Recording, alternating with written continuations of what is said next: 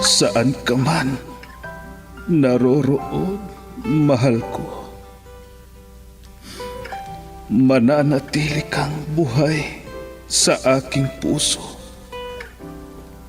Ramdam kita sa bawat sandali. Dahil buhay na buhay ka sa himig ng pag-ibig. Himig ng pag-ibig. I need your love, you brighten up my day. Isang himig na maging gabay sa mga taong wagas na nagmamahalan. Duyan ng malabahagharing pag-ibig na hihili sa puso at pakiramdam. Himig ng pag-ibig. Isang dula na kung saan iikot ang iba't ibang kwento na inyong mapapakinggan mula Lunes hanggang Sabado. Sa pluma at direksyon ni Luvimin Aquino. Dito sa Lovelet Artist and Talent Center Drama Productions, handog sa inyo ng #1 and most trusted radio network in the country, Bumbo Radio Philippines. Basta Radio. Bumbo.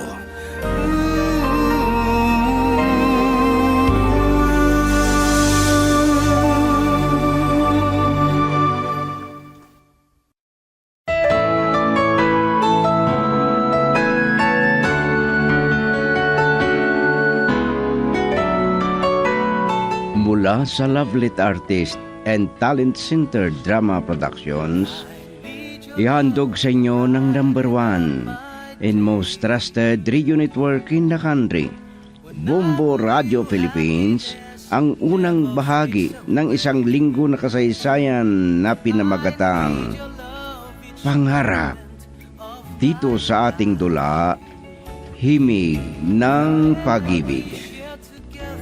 Kept that love alive. I can't forget you, and it won't be easy. Sana naman ay magtiyaga at magpursige sa pag-aaral niya si Minda. Di ba, nangako naman. Yun lang ang maipamana natin sa kanya.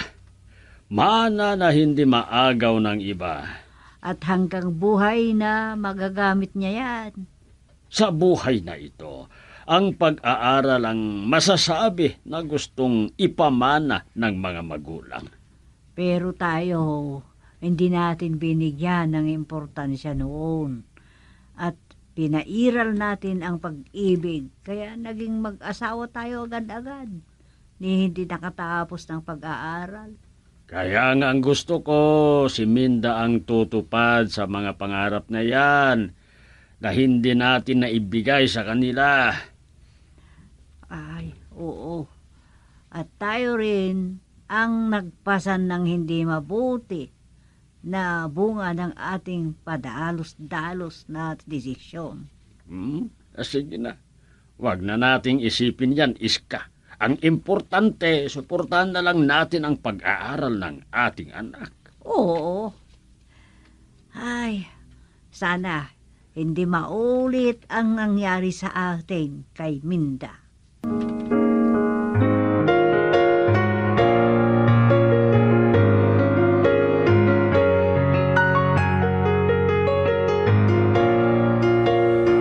Hindi ko po ipagkakailan, Nay.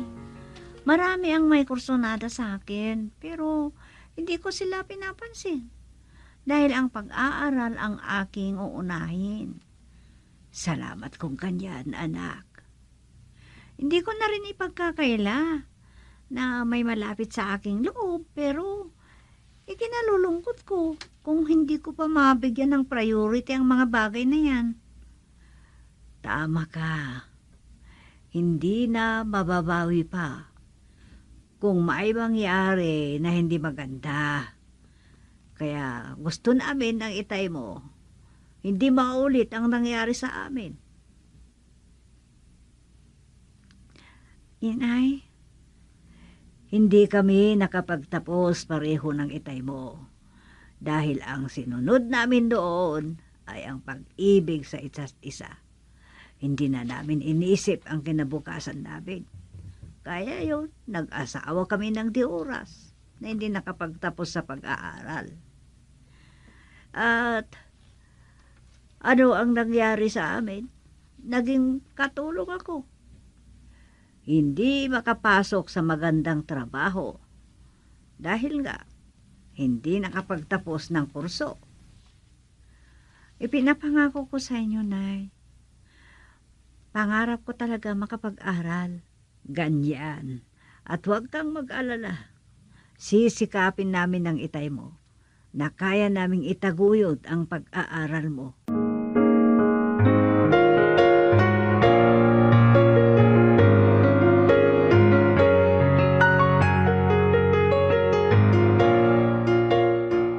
Pareho tayo na nag-aaral pa. Pero huling taon ko na dito sa kurso ko. Mon, Pareho tayo na may pangarap para sa ating kinabukasan. Kahit ako, gusto kong makatapos para sa kinakabukasan ng bubuuin kong pamilya. kahit ako, Mon. Nagsawa na ako sa kahirapan ng buhay o kaya kalagayan ng pamumuhay. Gusto ko na maiahon sa hirap ang mga magulang ko. Minda, Ayaw kong maulit sa akin ang nangyari sa kanila. Nag-asawa sila ng di oras. Hindi sila nakapagtapos ng pag-aaral. naiintindihan kita. At yung pangarap ang hahadlang sa pagtanggap ko sa pag-ibig na niaalay mo sa akin. At sana maintindihan mo ako. Kung totoo na mahal mo rin ako, tanggapin mo na ako. Pakiusap. Ha? Ay, ikaw naman. Natatakot ako sa aking mga magulang, ano?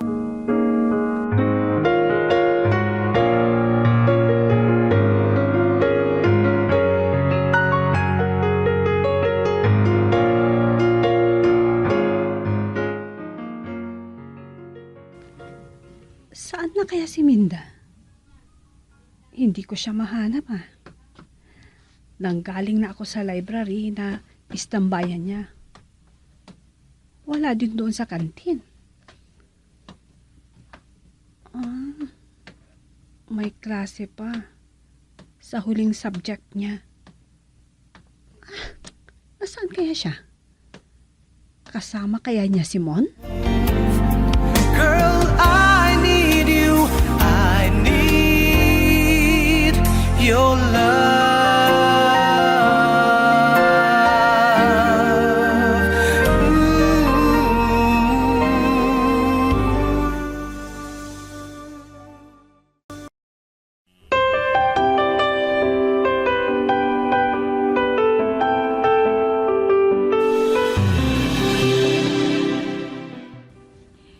Hinihiling ko na maintindihan mo sana ako, Mon. Ayaw kong mabigo ang pangarap ng aking mga magulang sa akin. Minda, Si Itay, maghapon na nandoon sa bukid. Hindi pa sila masyadong matanda pero ang itsura nila, ang tanda-tanda na nilang dalawa ni nanay. At nagbubuhat ng mga iba't ibang paninda na ibinibinta niya. At doon, kaya ayaw kong mabigo. Ayaw kong mabigo sila sa pangarap nila sa akin. hindi sila mabibigo. Kaya tanggapin mo na sana ako. Okay. Bigyan mo pa ako ng sapat na panahon na isipin yan. Sige na nga. Maghihintay ako. At sana hindi ako mabigo. At hindi ko ikakalungkot ang desisyon mo. Dahil mahal na mahal kita, Minda. Hindi kita pinapaasa, Hamon. Kung ano sana ang desisyon ko, tanggapin mo ng buong buo.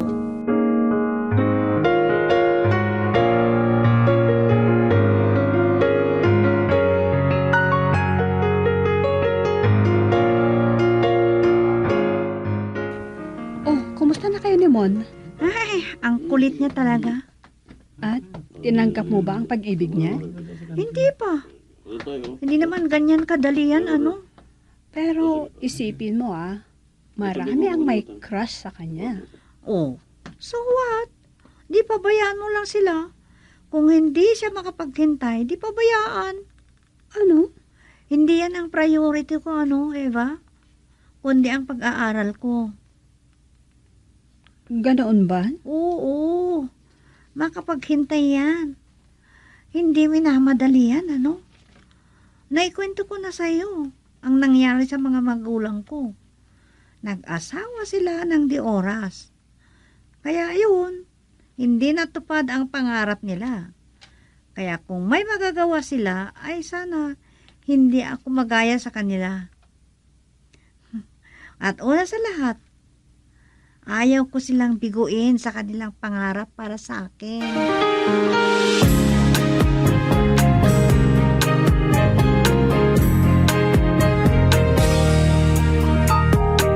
Ito na ang araw natin. Oh, kumusta ang pag-aaral mo, anak? Mabuti naman, Nay. Nasa dean's list pa rin ako kahit papano. Oh, mabuti kung ganoon. Kahit papaano, Nay, may discount sa tuition fee at hindi na kayo masyadong gagastos ng malaki. Ay, salamat naman kung ganon. Alam mo, ang hirap talaga. Nahihirapan kami ng tatay mo. Alam ko yan, Nay. Nakikita ko naman. At maraming salamat sa inyo. Nagsisikap kayo para makapag-aral ako. Para sa iyong kinabukasan, anak. Ayaw naming maulit ang nangyari sa amin.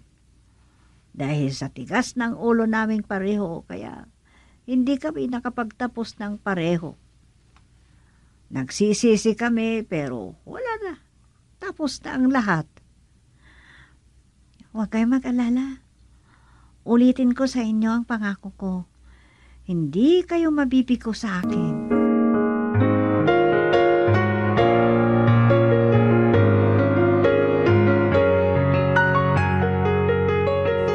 Ay, mabuti kung ganon. Tama ang sinabi niya, Iska. Yun ang discount niya dahil sa pagka-dean's lister niya. Oo. At diyan makikita na nagpupurgisi siya sa pag-aaral, di ba? Oo nga. At sana naman tumatak sa isipan niya ang mga pangaral natin sa kanya. At sana hindi niya baliwalain ang mga yun. Oo naman. Kung ang pakikipagnobyo, makapaghintay yan at hindi naman yan ang hadlang sa pag-aaral ng anak natin. Talaga naman. Ang sabi ng iba, inspirasyon daw. Pero kung minsan, nagiging desperasyon yung sinasabi nilang inspirasyon, lalo na kung maghiwalay ang magnobyo. Totoo yan. Ang pakikipagrelasyon, hindi laging masaya yan.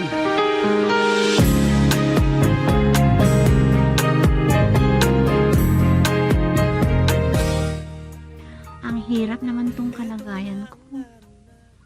Mahal ko si Mon. Hindi ko pwedeng lukuhin ang sarili ko. Pero malaking hadlang ang pangako ko sa aking mga magulang. Ay, talagang hindi ako makatulog. Hindi mawala sa isip ko ang gumugulo sa akin. Ano ang gagawin ko? Anong uunahin ko? Ang pangarap ng mga magulang ko? O yung tinitibok ng puso ko? Ay, hindi ko tuloy alam kung anong gagawin ko. Girl, I need you. I need your love.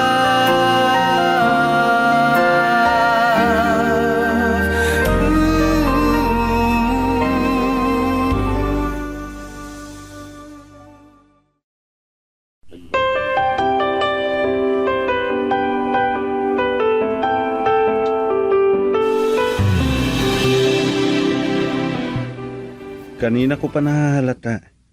Hindi ka umiimik, Minda. May problema ka ba? Mon, Ako ba ang problema mo?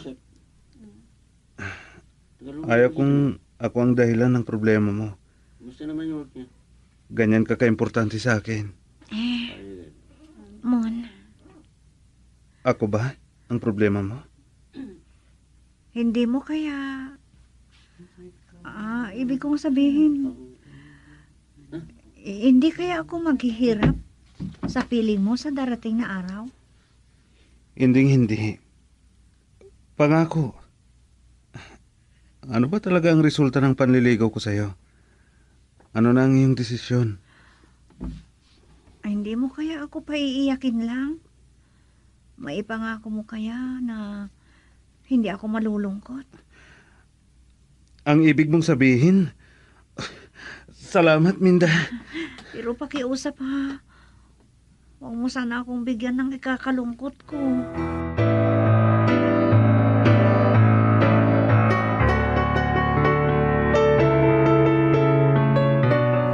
Oh, ang ibig mong sabihin, magnobyo na kayo ni Mon? Oo. Hindi na ako nakapagpigil pa. Wow, sa wakas, magnobyo na kayo. Oo. Pero sana, hindi ako magsisiso sa bandang huli. Mula ngayon, ingatan mo ang iyong sarili. Oo. Pero, paano na kaya ito, Eva? Ang ano? Paano kung malaman nila itay at inay na may karelasyon na pala ako? Ilihim mo pa.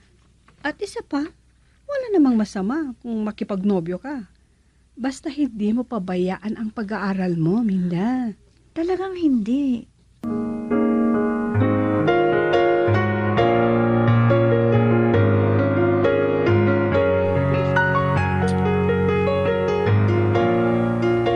Umaasa kami ng inay mo na magpursigi ka sa pag-aaral mo at makatapos ka, anak.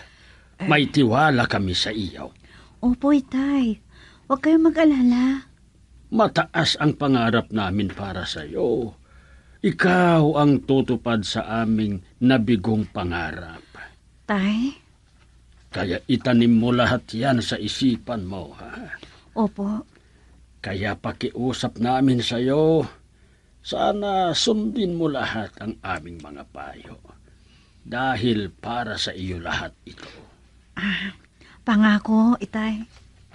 At baka may kasintahan ka na. At yan ang hadlang sa pangarap mo. Ha? Wala pa po. Wala pa po, itay. Sigurado ka? Opo. Diyos ko po. Patawarin sana ako. Hindi ka namin pagbawalan sa bagay na yan, anak.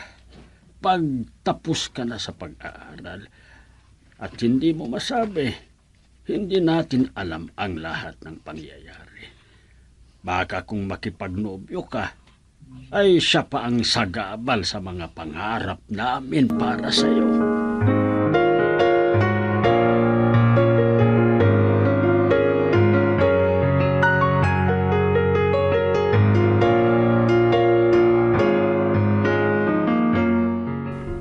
Hindi mo ba nakita si Minda, Eva? Hindi naman. Hindi ba siya pumasok? Hindi ko nga alam eh. Iba naman ang room ko kanina. Ganun ba? Bakit kaya? Naku naman, ilang oras na hindi mo nakita ay miss mo na ha? May plano ako. Oh? Ano yan? Plano kong ihatid siya doon sa bahay nila.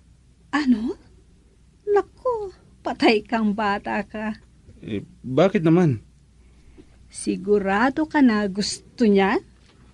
Bakit naman? Gusto ko lang naman makilala ang mga magulang niya. Hindi niya gusto na malaman nila na may nobyo na siya. Wala namang masama. Hindi naman ibig sabihin makikipag-asawa na siya.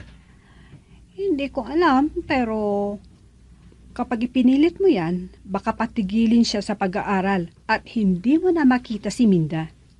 Ano? Baka yan pa ang dahilan para hiwalayan ka niya.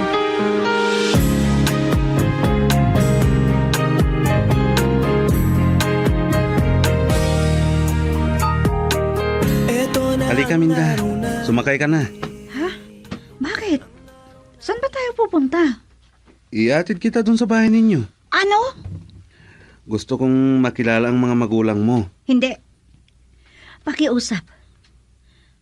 Ayaw kong makita ka ng mga magulang ko. Ano bang masama doon? Ayaw mo bang makilala ko ang mga magulang mo?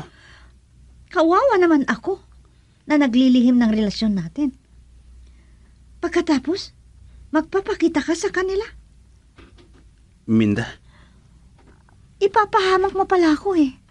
Sinabi ko na sa'yo noon na yun ang dahilan kaya hindi ka tinanggap noon.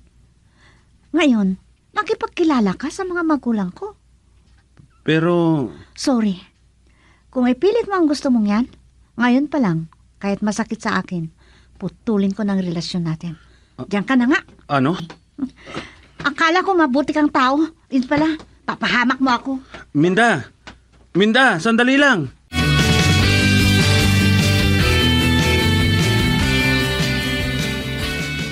Kailan lang kayo nagkaroon ng relasyon, pero hindi na kayo nagkakaunawaan? Alam ko nagalit siya. Dahil pinilit kong ihatid siya para makilala ko ang mga magulang niya. Ano naman ang problema kung ganyan pala? Ayaw niyang masaktan ang mga magulang niya. Baka magalit sa kanya. Baka may kasintahan na siya. Ano? Yan lang ang dahilan? At hindi ko matanggap ang sinabi sa akin. Kung ipipilit ko daw, ay maghiwalay na lang kami. Ano? Ayaw kong sa ganyang bagay lang ang dahilan ng paghihiwalay namin. Oh, ano ang plano mo ngayon, Pards? Kausapin ko bukas si Minda. Hihingi ako ng paumanhin. Girl, I need you. I need your love.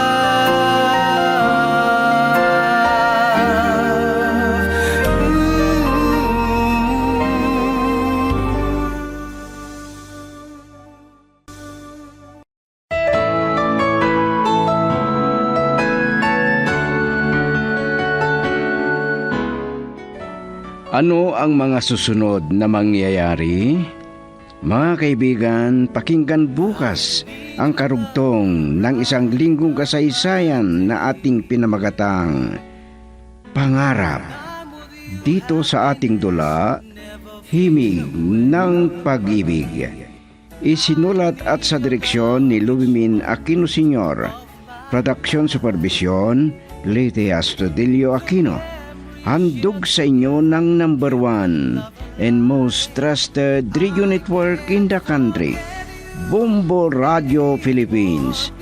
Basta Radio Bumbo. For a long